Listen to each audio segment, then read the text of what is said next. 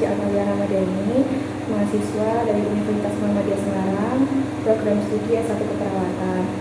Di sini saya sedang melakukan penelitian mengenai hubungan efikasi diri dengan keberhasilan OSCE pada mahasiswa keperawatan. Mbak, nanti ada beberapa pertanyaan yang ingin saya tanyakan. Nanti Mbak jawab sebebas mungkin ya. Baik Mbak, saya mulai. Yang pertama, Mbak bisa diceritakan bagaimana pengalaman Mbak waktu pertama kali OSCE? Pengalaman pertama kali saya waktu OSCE itu deg-degan ya pasti ya. Terus juga ya deg-degan sih, nervous kayak gitu sih Mbak. Baik Mbak, untuk mempersiapkan OSCE biasanya itu apa yang Mbak lakukan? Untuk persiapan menurut saya sendiri itu ya belajar ya. Kadang tuh saya udah belajar jauh-jauh hari biar bisa mempersiapkan OSCE sih Mbak. Terus seberapa yakin Mbak dengan kemampuan Mbak sendiri saat menghadapi OSCE Mbak? Yakin 100% karena saya udah yakin dari dulu Dari jauh-jauh hari. Iya.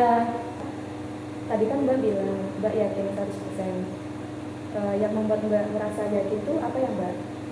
Karena saya udah nyiapin jauh-jauh hari, udah belajar, terus juga ya udah belajar serius gitu lah Mbak waktu untuk nyiapin OSCE itu. Jadi saya yakin. Terus bagaimana Mbak menanggapi OSCE ini? Mbak itu menanggapinya itu sebagai ancaman atau sebagai tantangan? Kalau saya sih sebagai tantangan ya Mbak, tantangan. Jadi harus diselesaikan. Terus yang paling Mbak rasain menjelang OSCE atau saat OSCE itu apa ya Mbak?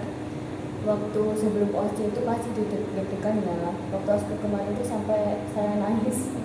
Terus pas OSCE-nya itu lebih deg-degan lagi karena kita face to face sama dosennya. Mbak pernah nggak ngerasain ragu atau takut gagal gitu pas OSCE-nya?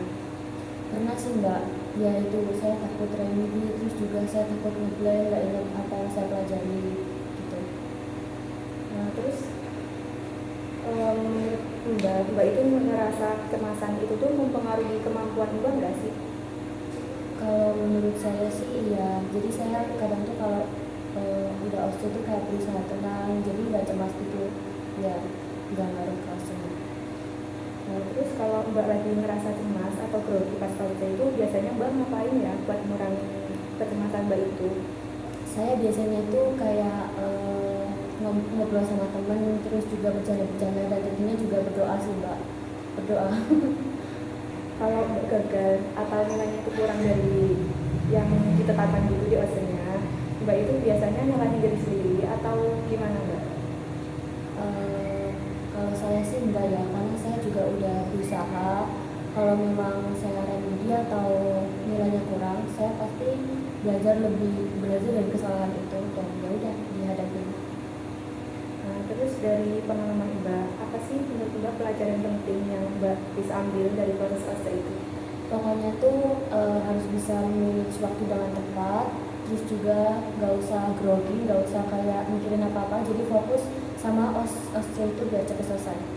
Baik Mbak, semua pertanyaannya sudah terjawab. Terima kasih atas waktu yang telah diluangkan. Saya pamit. Wassalamualaikum warahmatullahi wabarakatuh.